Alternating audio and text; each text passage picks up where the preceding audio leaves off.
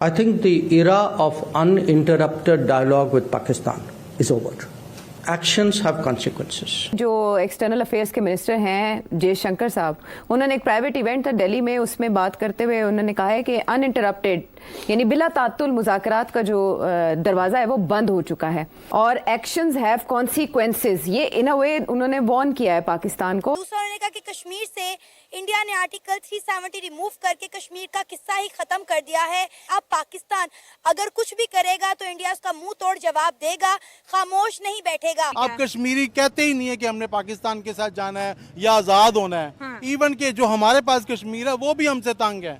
वो भी कहता है किसी तरह हमसे जान छूटे। पाकिस्तानी खुद पाकिस्तानियों के दुश्मन है, हमें बाहर से किसी भी दुश्मन की जरूरत नहीं। अब वो समझते हैं कि पाकिस्तान आखिरी स्टेजेस पे पहुंच गया, इकोनॉमी कोलैप्स कर चुकी है, बैंकरप्सी नजर आ रही है, पॉलिटिकल सिस्टम टूट चुका है। अच्छा। तालिबान जो है अटैक्स कर रहे हैं। अब आपको पता होगा कि पाकिस्तान में जो है एससीओ समिट होने जा रहा है, पाकिस्तान इसको होस्ट करने जा रहा है और इन्होंने जो है इंडिया के प्राइम मिनिस्टर नरेंद्र मोदी को इनविटेशन भी भेजा है, लेकिन इंडिया की तरफ से अभी तक कोई जवाब ही नहीं आया। हमेशा उन्होंने इनसे बात करना चाहिए, डायलॉग करने चाहिए, इंडिया हमसे बात करना चाहता रहा, अब नहीं करता क्योंकि अब थक चुका है।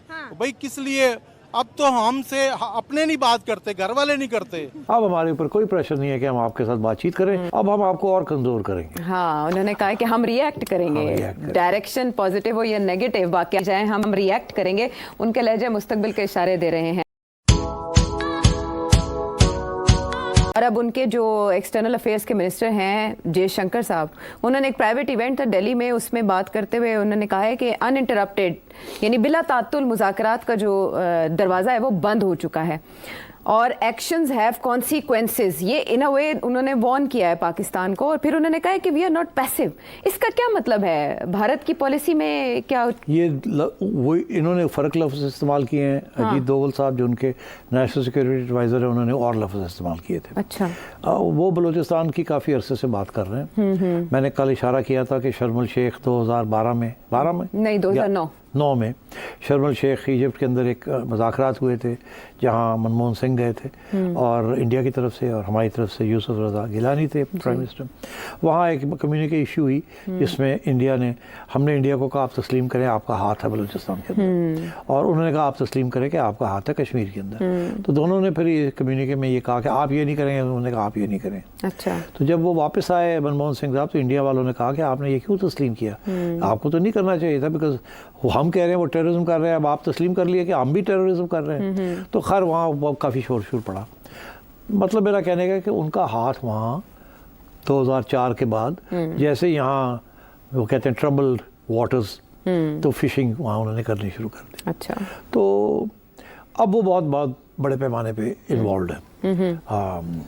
और इनका ये कहना है कि अब वो समझते हैं कि पाकिस्तान आखिरी स्टेजेस पे पहुंच गया, इकोनॉमी कोलैप्स कर चुकी है, बैंकरप्सी नज़र आ रही है, पॉलिटिकल सिस्टम टूट चुका है। अच्छा। ये इंडिया का असेसमेंट है।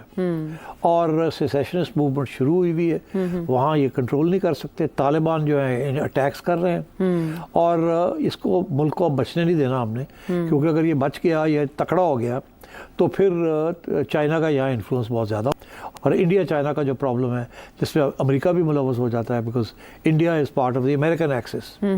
तो वो उनकी ये है कि अब पाकिस्तान को तकड़ा नहीं होने देना, ये कमज़ोर रखना है। अच्छा।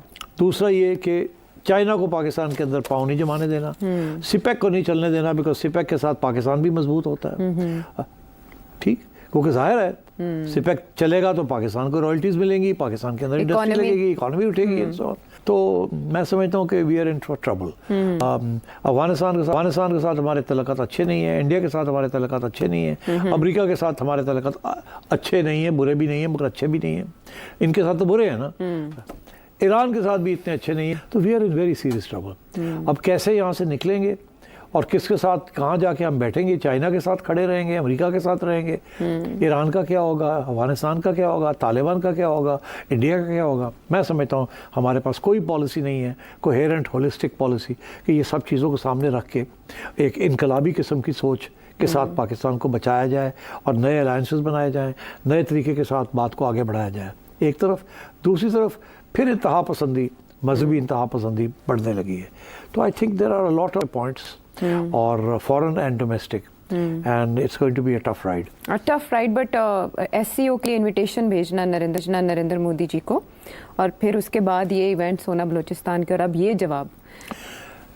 देखिए, लोग पूछते हैं इंडिया की क्रिकेट टीम आएगी कि नहीं आएगी। जी। इंडिया की क्रिकेट टीम नहीं आएगी अगर नरेंद्र मोदी कहेगा नहीं जाना। अगर नरेंद्र मोदी ने अगर बातचीत शुरू करनी है तो वो SCO में भी आएंगे जी। और उधर क्रिकेट टीम भी आएगी।